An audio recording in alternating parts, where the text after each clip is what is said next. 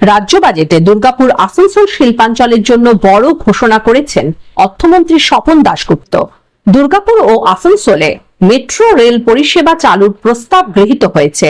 এর ফলে দুর্গাপুর ও আসানসোলের মধ্যে মেট্রো রেলের যোগাযোগ তৈরি হবে। পাশাপাশি দুর্গাপুর মহকুমার বিস্তীর্ণ অংশের মানুষ মেট্রো পরিষেবার সুবিধা পাবেন। ফলে যাতায়াত ব্যবস্থায় আমূল পরিবর্তন ঘটবে। প্রকল্পের জন্য দ্রুত সমীক্ষা হবে বলে বাজেটে ঘোষণা করা হয়েছে। দুর্গাপুরে শিল্প করিডোর গড়ার কথা আগেই ঘোষণা করেছিল কেন্দ্র। এবার রাজ্য বাজেটেও দুর্গাপুরের শিল্প ক্লাস্টার গড়ে তোলার কথা ঘোষণা করা হয়েছে। অর্থমন্ত্রী জানিয়েছেন, দুর্গাপুরে সেমি কন্ডাক্টর তৈরির কারখানা গড়ে তোলা হবে। সব মিলিয়ে দুর্গাপুরের শিল্পের জোয়ার আসবে, বিপুল কর্মসংস্থান তৈরি হবে।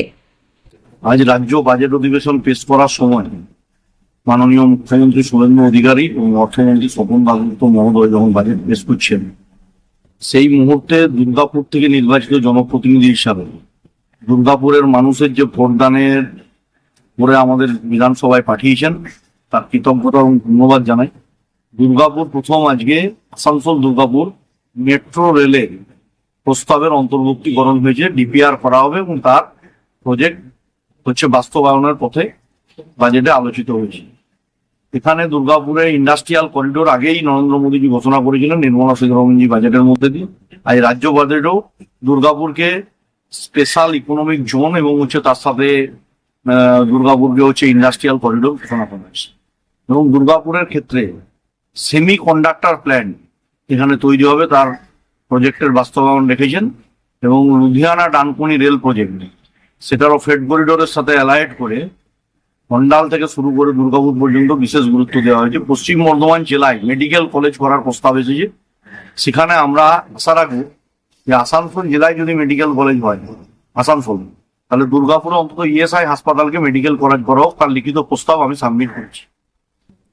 এর সাথে সাথে আমরা দুর্গাপুরবাসী অত্যন্ত কৃতজ্ঞ যে আমরা জল জীবন মিশন প্রকল্পের টাকা কেন্দ্রীয় সরকার 3900 কোটি টাকা দিয়েছেন। আমরা দুর্গাপুর ব্যারেজে alternative reservoir, Ajay alternative reservoir করে পিএইচির মাধ্যমে জল দেওয়ার ব্যবস্থার কথা আবেদন রেখেছি। সমস্ত যা সংকল্প পত্রে ছিল সেই প্রস্তাবগুলো গৃহীত হয়েছে। আশা কর্মীদের সাম্মানিক 5000 টাকা বৃদ্ধি করা হয়েছে। মিড ডে মিলের কর্মীদের সাম্মানিক 1000 টাকা বৃদ্ধি করা হয়েছে। সর্বস্তরের মানুষকে, যেটা হচ্ছে পণ্ডিত দীনদয়াল উপাধ্যায়ের হচ্ছে অন্তিম ব্যক্তি পর্যন্ত সরকারি পরিষেবা পৌঁছে দেওয়া, কোনো একটা অংশের মানুষকে বাদ দেওয়া হয়নি। সে প্রধানমন্ত্রী আবাস যোজনা হতে পারে, পিঙ্ক কার্ড দিয়ে মহিলাদের বাসে ভ্রমণ করার বাংলা সুবিধা হতে পারে, সমস্ত ধরনের অ্যাডভান্টেজ এখানে দেওয়া হয়েছে। এই বাজেট বাস্তবায়ন হোক, আগামী কাল মোশন আছে, সেজন্য নোটিফিকেশন হবে। তারপরে হচ্ছে বিভিন্ন মন্ত্রকের মন্ত্রীরা প্রশ্ন উত্তর পর্বে অংশগ্রহণ করবে, বিধায়করাও করবে। এই যে বাজেট আজকের, এটা অত্যন্ত সময় উপযোগী এবং এই বাজেটে সরকারি কর্মচারীদের 20% ডিএ বৃদ্ধি করা হয়েছে। যারা চাকরির পরীক্ষা দেবেন তাদের 2 বছরের জন্য 5 বছর চাকরির মেয়াদ বৃদ্ধি করা হয়েছে। সবটাই যা সংকল্পবদ্ধ ছিল আজকে তা বাস্তবায়নের পথে। এর জন্য মাননীয় মুখ্যমন্ত্রী এবং হচ্ছে ডবল ইঞ্জিন সরকারের প্রধান নরেন্দ্র মোদীজিকে ধন্যবাদ আর দুর্গাপুরের মানুষকে কৃতজ্ঞতা, তারা আমাদের নির্বাচিত করেন।